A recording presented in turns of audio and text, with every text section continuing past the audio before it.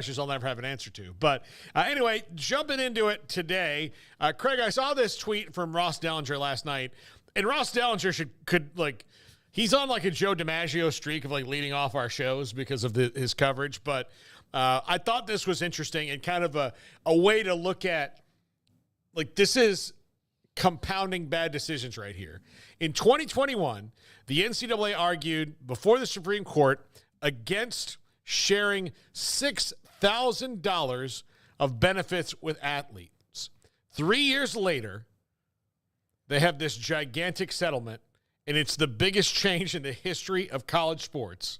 Like, you were talking about not giving $6,000 to each college athlete, and now you're kind of up against it. And that's what happens when you fight against something for so long and you don't see the bigger picture of you can try to keep people down all at once, but if you've decided that you're going to go all or nothing, then there's only two options, right? It's all or nothing. And so for a long time, it was all or nothing for the athletes, and now the pendulum was completely swung, and there's no middle ground.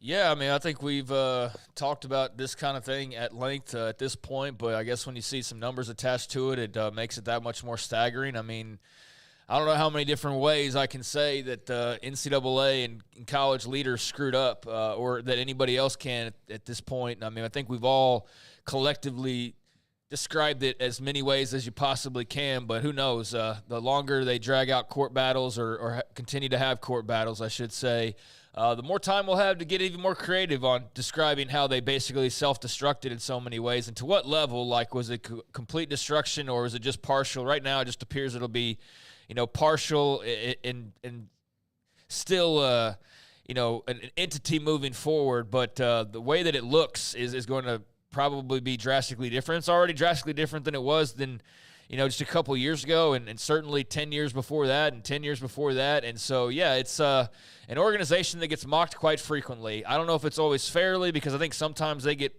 picked on for things that aren't really in their control or things they really couldn't do anything about. But obviously 95% of the S that they take is a result of their own inactions or actions. And it's the schools at the end of the day. Like, that's the thing, is it's all the schools. Like, the schools are the ones making these decisions. It's not like there's just like this higher power organization that's like pulling all of the strings. I mean, the schools have say, and so they're leading their own way and therefore kind of leading themselves to their own demise. You just wonder like how many wolves were sitting there talking with the sheep dressed in sheep's clothing the entire time, right? When you look at some of the ways that they clearly aren't on the same page any longer. But yeah, that's going to forever be a thing for college sports fans, and I'm sure those in NCAA leadership of what if we had done this sooner. But then again, a lot of the answers by the people who had a say in that matter would be, well, then I'd have a lot less money in my pocket, so I did the right thing after all. That's the thing I always got to remind myself is I don't feel sorry. Mm-hmm. A lot of the people making the decisions probably would have done the same thing all over again because they got fat and happy off of it. Yeah. So they don't really care that the people in power now or whoever's having trouble now is having trouble. Like, they got fat and they got what they wanted, and they knew eventually the buck was going to keep getting passed until eventually payday was going to come. And unfortunate timing for those who are having to be the ones to now write the checks, but that was all a result of years and years of bad leadership. Yeah, I just go back to, and we had the guy on the show, he worked for the NCAA and like worked up a whole thing that was like, hey, this is kind of where things are legally trending. And then as soon as Mark Emmert took over, he's like, poppycock. They'll have flying cars before this happens. Like, okay, dude. Yeah. You keep on, pushing it down the road and see what happens. And yeah, I do think that the leaders of college football, like every time there's opposition to this, they just kind of saw it as, well, Chris Webber's mad. Let's just Chris Webber. Everybody else is fine. Well, and then, this guy's mad. Well, Johnny Manziel had that thing. Well, yeah, it's just that thing. They saw everything as isolated incidents and nothing was connected, and these are people running universities in so many ways. I mean, it's in some cases because it's not just athletic directors that have all the say. It's presidents and chancellors and everybody else. And so, yeah, like I think there was definitely some stupidity involved, some naivete involved, but I also think there was a whole lot of greed involved. And that's what I always come back to because, man, like, we all love college sports, but it's a greedy business, and it's just like any other business. Like, the NFL's that way, Major League Baseball's that way. America's that way, like, for God's sake. So, I mean, it is what it is. We can poke on them all day long and continue to rub their face in the mud. But, you know, now it's about trying to, like, clean your face off and figure out what the hell this looks like. And unfortunately, a lot of the people trying to make those decisions now weren't in a position to do so previously. But mostly just the situation is so drastically changed legally that they have no choice. Otherwise, I'm sure – I mean, that's why they won't just go ahead. I know part of it's cost, but full employee status, like, they're still fighting back in so many ways to try and maintain what they have. So we'll see how much they're able to do that and pull off whatever they can eventually pull off. But, yeah, it's a lot of losing at the moment. Absolutely. I say number two. Number two on the list here, James Franklin has been a second doctor. Now, a doctor is suing him because he believes he was fired because of a personality conflict with James Franklin and not his performance on the job. And that doctor and now a second one have kind of corroborated that James Franklin would interfere in medical decisions for the team. This is, and again, I don't know where this is going to go, and I don't know, we don't know what to believe yet or what all the facts of the case are, but this is a bad look for James Franklin at Penn State. And he's an old school guy. I get that. But part of this comes from he pushed a doctor to move towards cutting a player who was having suicidal thoughts. And there's a lot of accusations in here that don't make James Franklin look very good. And I'm curious to see where it goes. But I'm not ready to jump on the, oh my God, James Franklin is a monster yet, because this is, a suit where you've got one very aggrieved party that is not happy about losing their job and mad at the guy who is in charge. And there's, another team doctor that said, yeah, he agrees that James Franklin can get involved in medical decisions, but we'll see how it plays out. But not a good look for the Nittany Lions head coach. Yeah, but why would it be a good look if you're being accused of something that somebody's trying to win a case against you? So they're going to make you look as bad as possible. Yeah. And by alleging that you attempted to influence a doctor to disqualify a suicidal player, that's an awful allegation, and one that definitely needs to be looked into, and one that needs to be figured out on just how culpable he may be, because if so, then that's an awful thing for anybody, but certainly a guy leading young men the way that he does. Haven't heard much about this, in general. I know the last couple of days there's been more reporting on this, but yeah, I mean, just on the surface, it looks bad. But you got to remember, too, like, when you're dealing with lawsuits and allegations, like, yeah, it's going to be bad. That's why you brought the case, and that's why you're suing, or that's why you're doing whatever you're doing. And we've seen, I think, plenty of times with that initial headline, you're like, oh, my God, what a bastard. And then, it turns out they're not guilty, right? Mm. So I'll reserve judgment as more information rolls in. But, yeah, the allegation itself is horrific, and I just would lean on thinking that James Franklin's a better person than that, but it's also the athletic director and Sandy Barbour that's also mentioned in this as well, and it was Pete Seidenberg, who was the primary care doctor back in 2014. He made those claims that you mentioned during his civil trial, and we'll see if it adds up to something that turns out to be true, but said that he declined to give in to pressure. He mentioned other instances where he thought, and that's the words, like, you thought one thing, but how is that perceived in front of, other people? But that he thought Franklin overstepped in trying to get his way on medical decisions. You know what that also sounds like?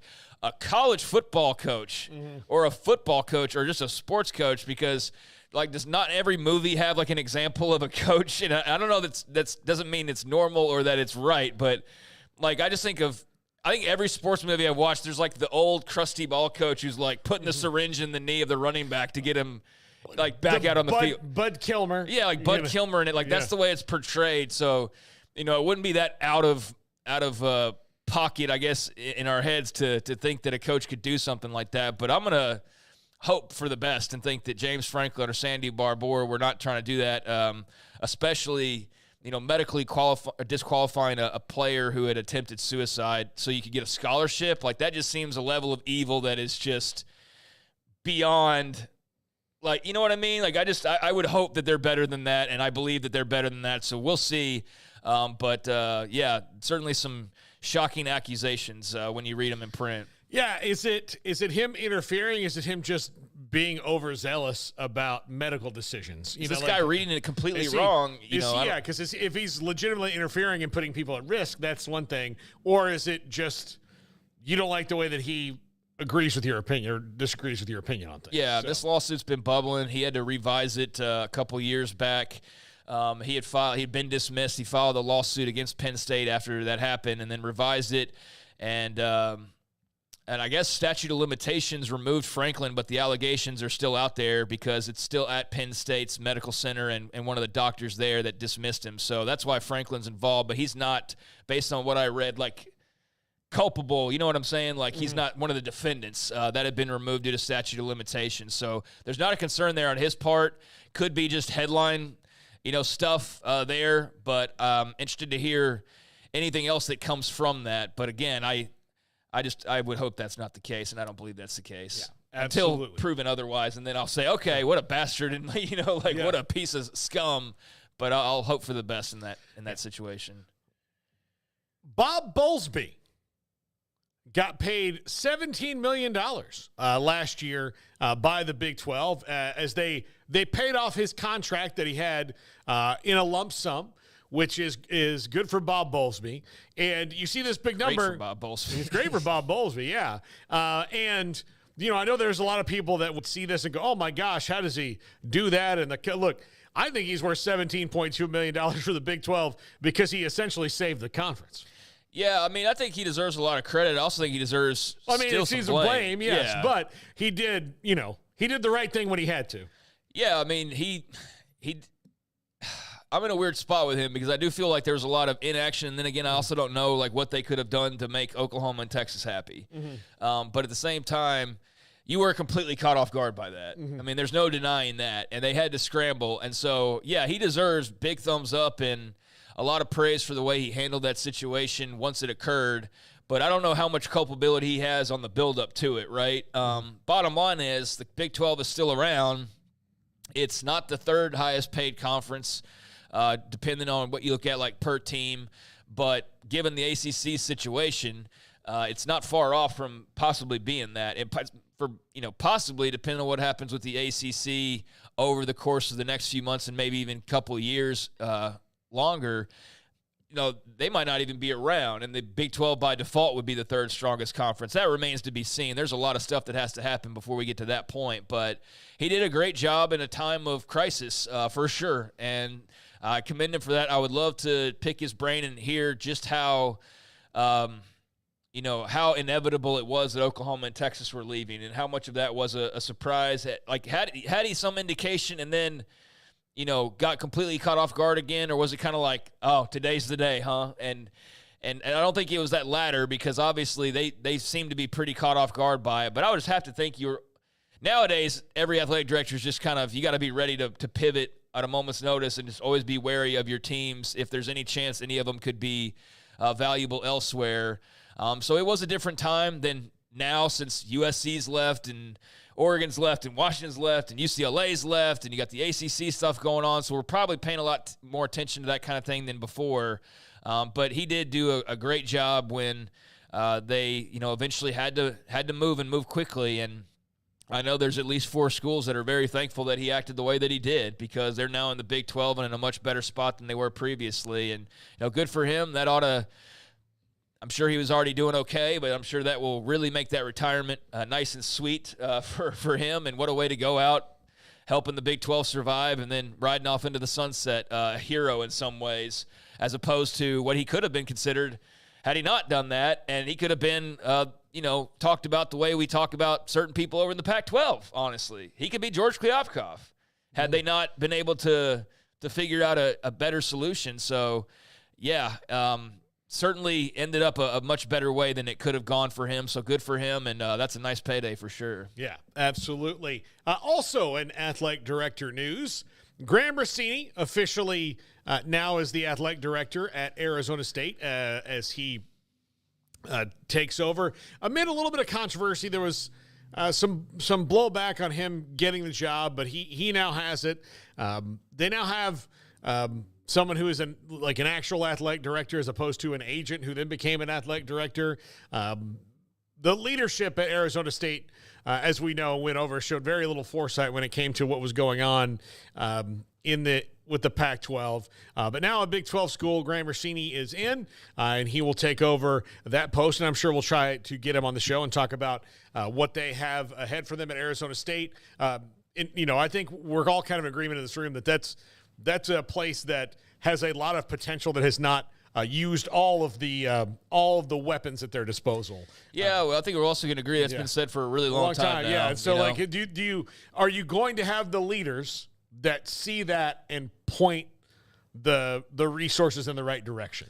Yeah, I think in today's climate, I think it was pretty evident what the main focus is, at least right away. And I saw him responding to some tweets like, I think he was on the Pac-12 network during one of their baseball games. I know he was at the baseball game today, and they interviewed him, and so he had like some tweets that he had responded to. But as far as like him just outright tweeting something today, he hadn't tweeted anything in about 4 days, and the one and only thing he's tweeted was about an hour ago. And what do you think it's about? About this? No, it's about NIL. Oh, okay. It's about, Sun Devils, NIL opportunities for student athletes is one of our top priorities. We have great partners at Sun Angel NIL. You can support our Sun Devils, and he posts the link. And so he's already off to the races fundraising for NIL. So, on the job and straight to work and trying to raise funds. And, that's a big part of the athletic director's job. So that shows you kind of where the priorities are right out of the gate. If that's the first thing that he's mentioning is their NIL. So, good luck to him. I know there, like you said, there's a little bit of controversy when just the kind of the way that he was recommended, I suppose, rubbed some people the wrong way initially, but he's still the guy when all is said and done. So I was trying to look up a little bit about him, and he was with the Diamondbacks for a very long time as their chief business officer, as the VP of Special Projects.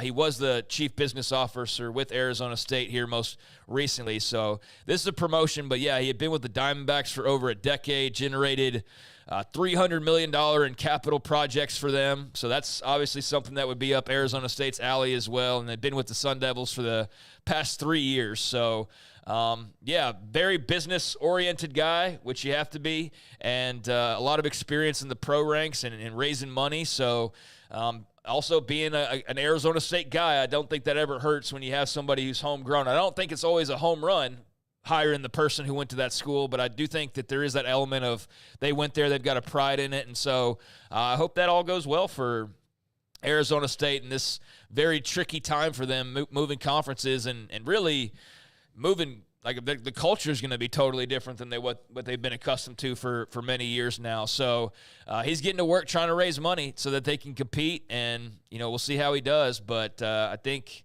this is a nice situation to have resolved now if you're Arizona State, because it has been, at least from our point of view, kind of going on for a while now. Yeah, and they've needed a new AD for quite a long time. Oh yeah, even when they had one, for sure.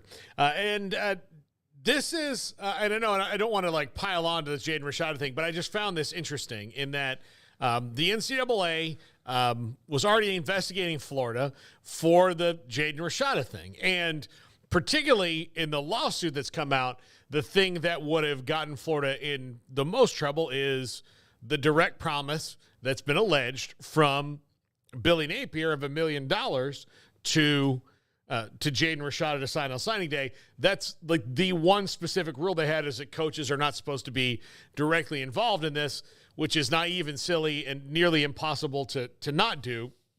So I'm not necessarily coming down on Billy Napier here. He's got enough problems. He doesn't need even more criticism. But what I found strange here, and Florida has three major rivals. I'll say four, because LSU and Florida is pretty good. But the four games they care about the most are Florida State, Tennessee, LSU, and Georgia, in whatever order, depending on how good either side is all the way around. And the fact that Tennessee's lawsuit over Nico Amaliava and the injunction happened is the first time in the history of the University of Florida that they are glad that Tennessee exists.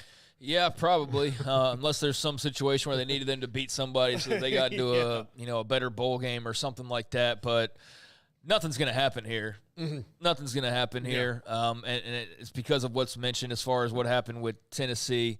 So that's great news for Florida fans. And as it says there at the end, that's a very fitting quote. If, it wasn't for the Tennessee stuff, you'd be really worried if you were Florida. But, yeah, I mean, now you don't really care. I know you would love for them to have to suffer excruciating pain for this Jaden Rashada thing. I think we got another Jaden Rashada guest tomorrow, don't we? Paul's gonna line up to talk more Jaden Rashada. But I don't think so. I think the story is fascinating because I think it could have only happened in there's like certain situations that would have been right to happen in.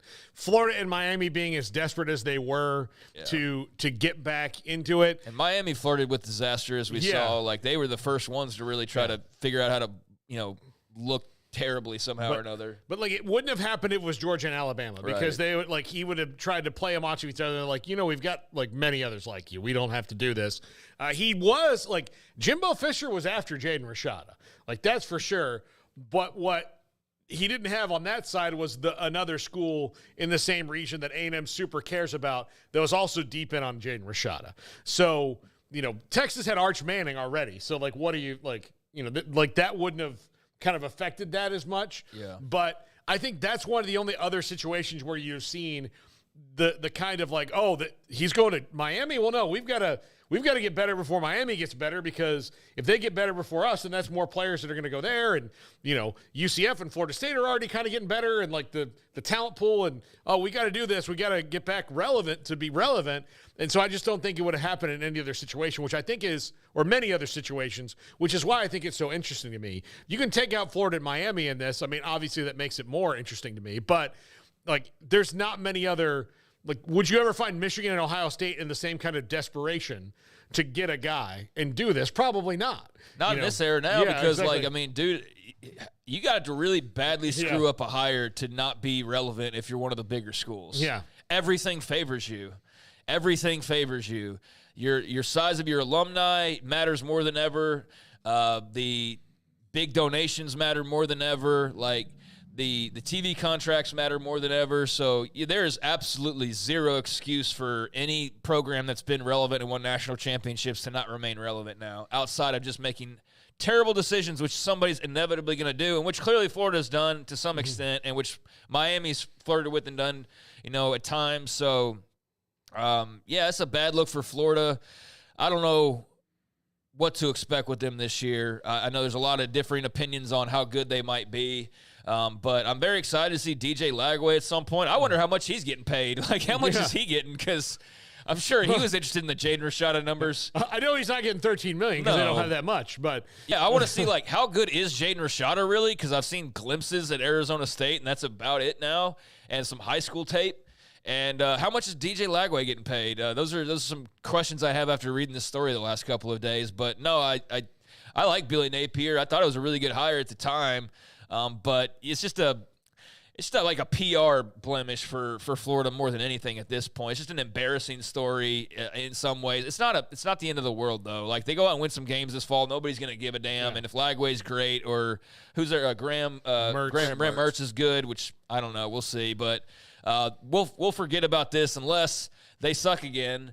And then this will be a bigger deal and probably get Napier fired. Well, and look, this is just another pothole for him in the road unless they can win. And the problem is that he goes in, and this is a must-win season for him without all this BS. Like, without all this Jaden Rashada stuff, if you took it out, this is a make-or-break season for the Gators anyway, and then they've got that schedule they have. Yeah. Like, that's what's so, I would say, stressful for Billy Napier is, like, not only do I have to go through the toughest schedule ever, especially the back part. Like, it's not even really spread out. Like, it was tough anyway, but the back half of it is just a murderer's row. Not even the back half, like the back 2/3 of it is just a nightmare. So he could maybe have, like, he could see progress and their coaching staff could see progress, but they may still have a terrible record because the teams that they're all playing are all kind of ahead of where they are. Well, that'll all depend on how that looks. Like, I mean, it's like with, how many wins does Dave Aranda need to save his job? It's like, well, it depends. Like, how many wins do they get, and what do those wins look like? Is it a miserable 6 wins, and you barely scraped and got to a bowl game? Did you get, like, 5-1 and then have to win, like, the last game of the year after a terrible losing streak to get bowl eligible?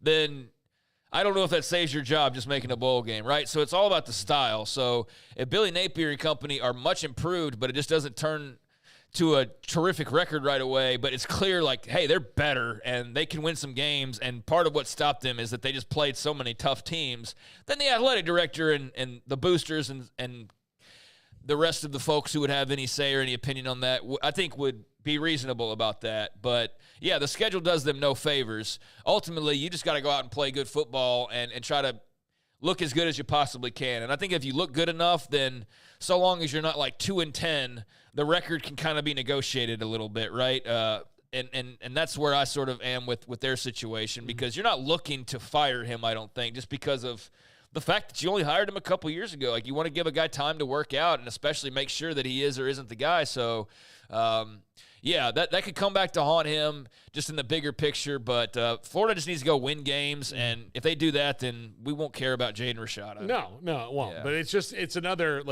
log on the fire that he's got to worry about. And finally, before we go to break, just a couple of quick transfer portal updates on some of the bigger guys that were still out there. It's still open? Yeah. Well, these guys just hadn't made choices. But Tyler Barron, Tennessee, I think, he almost committed to Ole Miss, and then he went to Louisville. He was at Louisville for this semester, and then decided to get back in the portal. He and Penny Boone were like that in that regard. He is on his way to Miami, so Miami continues to add marquee players in the portal, and he was one of the most sought-after guys as he heads down into Dade County. And Khalil Jacobs, who's a linebacker from South Alabama, who is probably the biggest G5 player available, has not followed his former head coach, Kane Womack, to Alabama, where he is the defensive coordinator. He is now on his way to Mizzou. So a nice little pickup there for Mizzou. Yeah, I love what momentum Missouri has right now. I mean, they are as relevant as they've been since they first got to the SEC and, made a splash making the conference title game there in that first year, and then kind of cooled off for a few years, and now have started to really grab momentum. And obviously you've got a really good quarterback. You got a terrific name in Luther Burden, who's also a pretty good player. Pretty good player. He's very good and elite at his best, but there's a lot to like about Missouri, so I'm not surprised to see folks, especially with their SEC affiliation. I think, they're in a really good spot right now to pick up nice players, so that seems like a good addition for them. And then Miami is who I expect to see in the transfer portal. I mean, at this stage, they've been a constant since the portal became a thing, right? They were the first ones to go out there in the Jaden Rashada and start making splashes, and so they seem to be loading up, and I think in their situation, it's one of luxury, but it's also the fact that they have to win too. I mean, talk about coaches in the state of Florida that need to win. I think Mario Cristobal needs to win some games this season. So yeah, they appear to be loading up, and we'll see where that can take them in an ACC where obviously Florida State's not going to be quite as good as they were a year ago, and we don't really know how good everybody else is going to be. We have feelings on Clemson or NC State being a sleeper, or how good is UNC after losing Drake May. But yeah, Miami's all in, I guess you could say, as usual with the transfer portal. Absolutely. All right, when we come back, the best